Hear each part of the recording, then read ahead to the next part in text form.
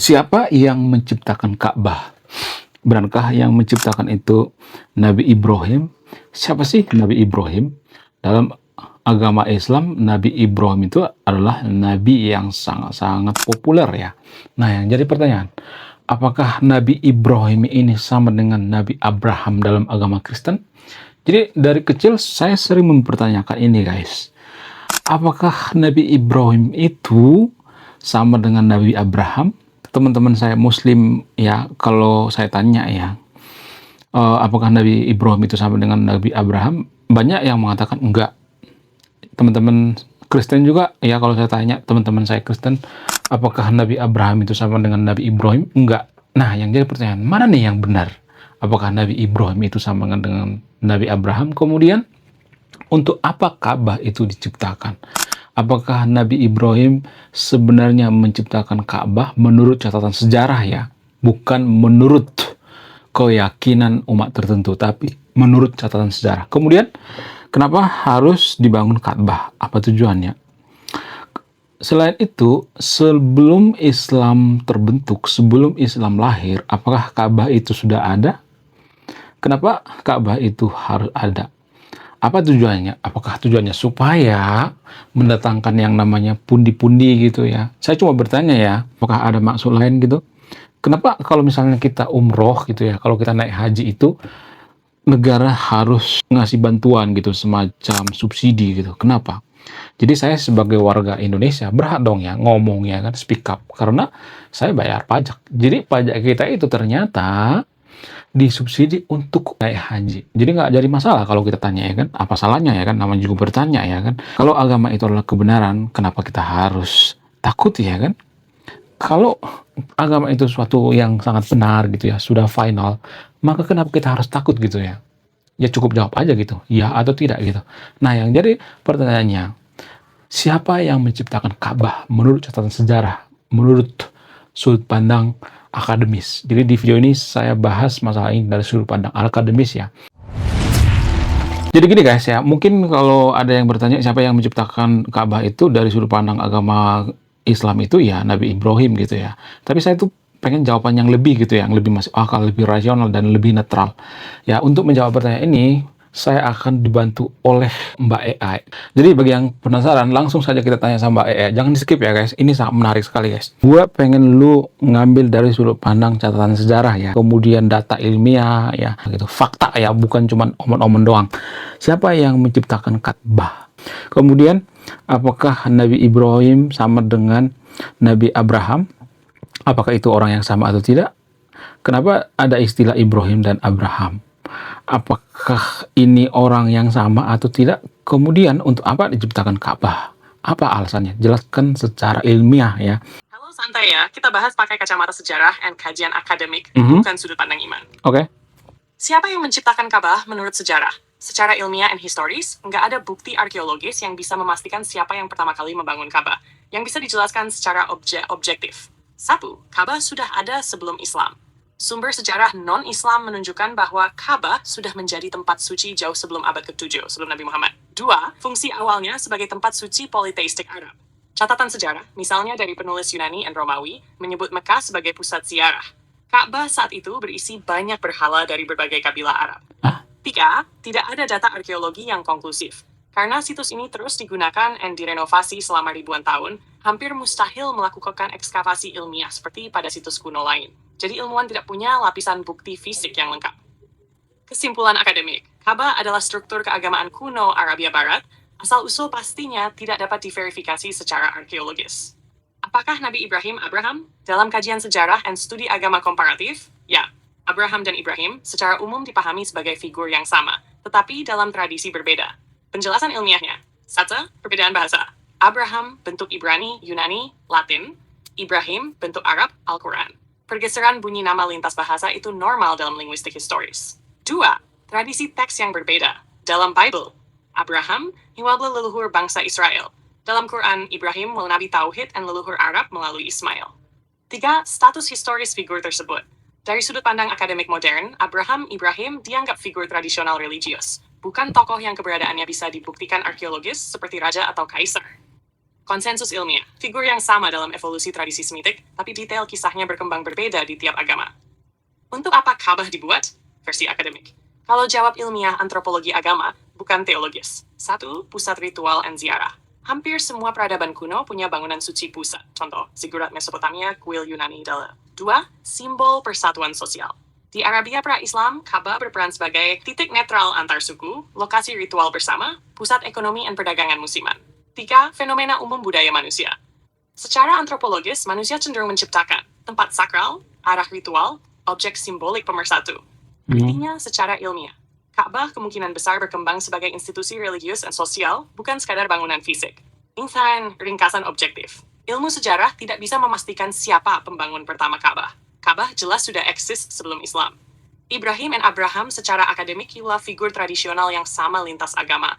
Fungsi Ka'bah secara ilmiah, pusat ritual dan simbol sosial religius. Ada yang mengatakan bahwa di Ka'bah itu ada batu yang berasal dari surga gitu. Apakah ini bisa dibuktikan secara ilmiah atau tidak? Kemudian ada orang yang mengatakan bahwa, atau ada orang yang berpendapat bahwa di Ka'bah itu ada batu yang berasal dari surga. Nah, yang jadi pertanyaan, apakah ini bisa terbukti secara ilmiah? Catatan sejarah, fakta sejarah gitu. Apakah ini bisa dibuktikan secara objektif, bukan secara subjektif? Kemudian, apakah masuk akal gitu ya, kalau secara akademis atau secara ilmiah, Nabi Abraham sampai ke Mekah gitu. Di mana sebenarnya letak daripada Nabi Abraham ini? Di Palestina, di Israel, atau di Mekah? Apakah Nabi Abraham atau Ibrahim ini pernah tinggal di Mekah? Ya, kenapa banyak orang mengatakan bahwa yang membangun Ka'bah itu adalah Nabi Ibrahim gitu? Apakah ini bisa dibuktikan secara ilmiah atau tidak? Tolong jawab dengan jujur. Oke, kita jawab jujur dan pakai kacamata akademik ya. Sejarah, arkeologi, dan sains, bukan teologi. Oke. Batu dari surga di Ka'bah bisa dibuktikan ilmiah. Yang dimaksud biasanya adalah Hajar Aswad di Ka'bah. Secara ilmiah dan objektif, tidak ada bukti ilmiah bahwa batu itu berasal dari surga. Kenapa? 1. Sains tidak punya kategori asal surga. Dalam geologi, astronomi, objek bisa diuji sebagai batuan bumi, meteorit, mineral tertentu. Tapi surga adalah konsep teologis, bukan kategori ilmiah yang bisa diuji laboratorium. 2. Analisis ilmiah terbatas. Batu tersebut tidak bisa diuji bebas oleh komunitas ilmiah karena alasan religius dan konservasi situs. Jadi tidak ada publikasi peer review yang konklusif. 3.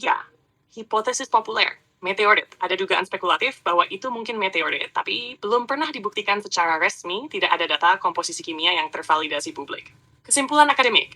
Klaim batu dari surga bakal kepercayaan religius, bukan fakta ilmiah terverifikasi. Apakah masuk akal Ibrahim sampai ke Mekah? Ini pertanyaan sejarah yang menarik. Dalam tradisi agama, Islam, Ibrahim ke Mekah, Yahudi dan Kristen, Abraham di Kanaan, Palestina, Israel.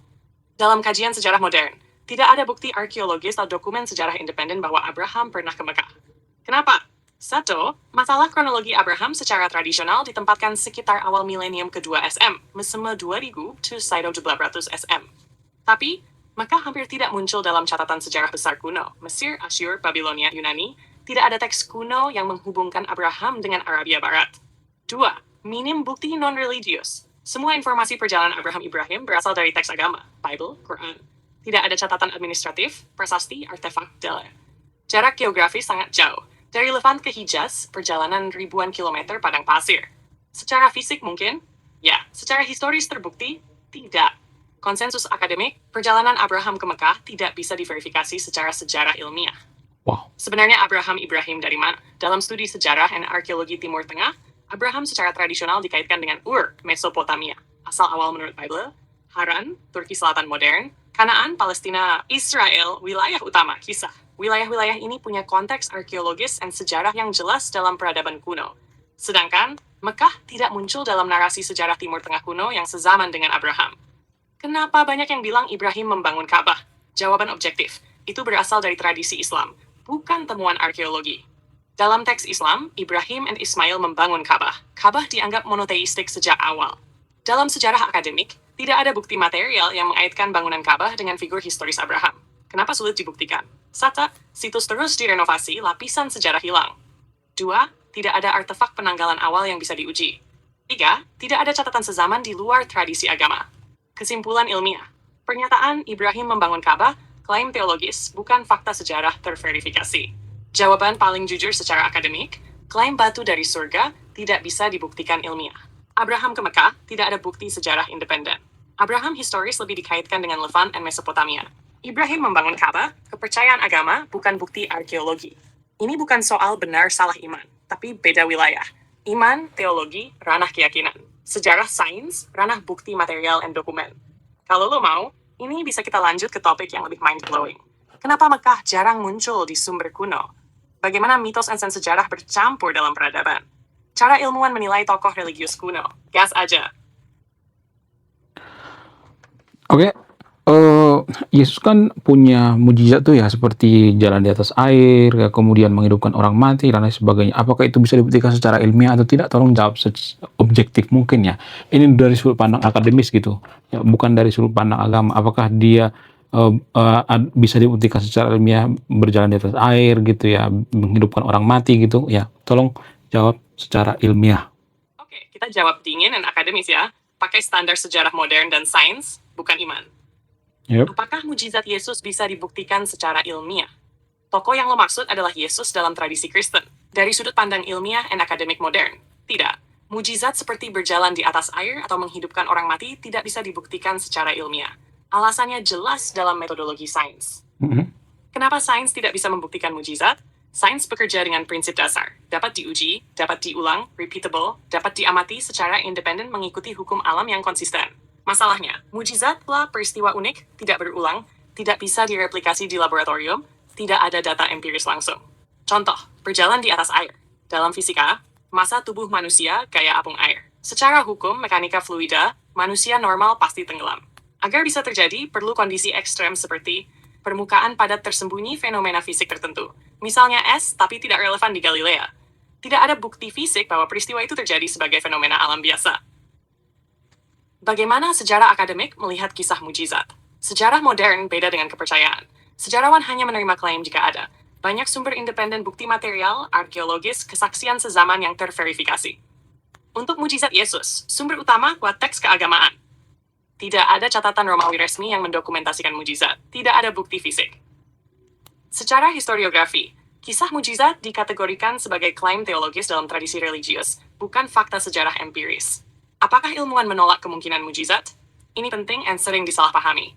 Ilmu pengetahuan tidak menyatakan mustahil secara absolut. Tapi, tidak ada bukti empiris, tidak konsisten dengan hukum alam yang diketahui, tidak bisa diuji.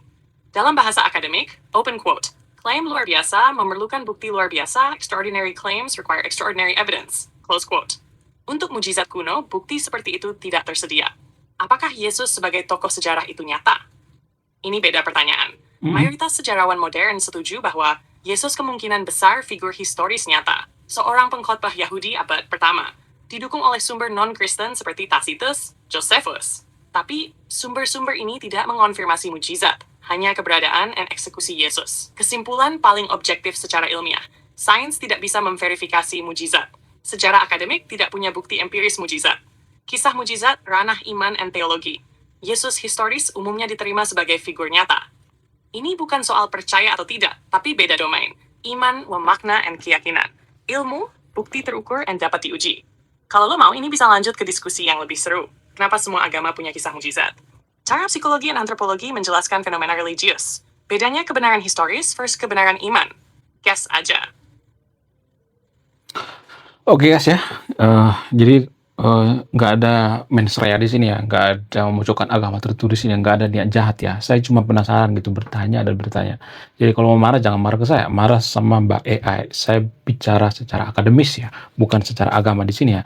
Kalau dari agama saya percaya itu semuanya, tapi ini dari ranah akademis ya, karena saya itu mewakili kaum intelektual. Oke, sekian video ini, terima kasih sudah memahami. Saya bijaksana bijak sini, salam rasional.